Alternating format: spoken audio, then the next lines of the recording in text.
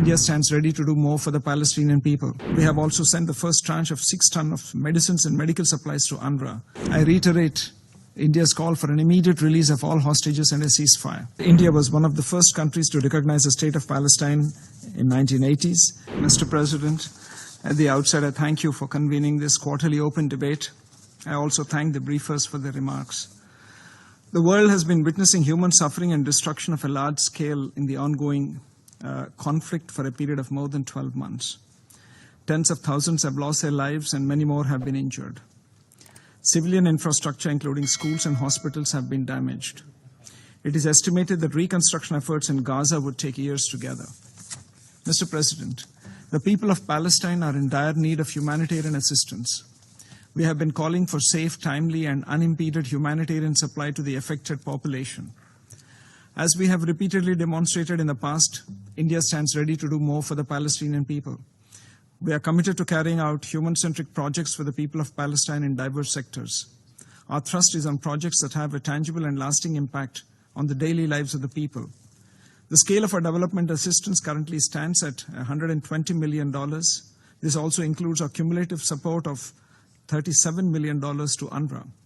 We have also sent the first tranche of 6 tons of medicines and medical supplies to UNRWA on 22nd October this year. The terror attacks in Israel on 7th October were shocking, and they deserve our unequivocal condemnation. There can be no justification for terrorism and hostage-taking. India has a long-standing and uncompromising position against terrorism in all its forms and manifestations. At this juncture, I reiterate India's call for an immediate release of all hostages and a ceasefire. Civilians have been the biggest casualties of this conflict. Their plight needs to change. There should be a halt to violence without any delay. We also call for adherence to international law, including international humanitarian law. Mr. President, India's support to the people of Palestine and their cause has been consistent and unwavering.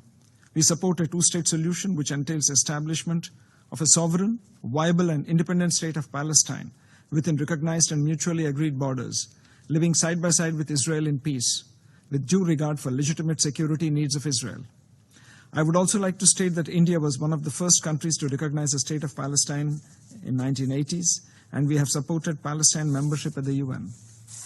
India has always emphasized an early and peaceful resolution of the conflict through dialogue and diplomacy. Mr. President, the path to peace is through the gates of dialogue and negotiations, and while we implore all parties concerned to work towards peace, we also urge all members of the international community in this endeavour. Mr. President, India underlines its abiding faith in its vision of a peaceful and stable Middle East. In India, the international community has a reliable partner that is willing to continue its engagement with all concerned stakeholders towards forging long-term peace and stability in the region.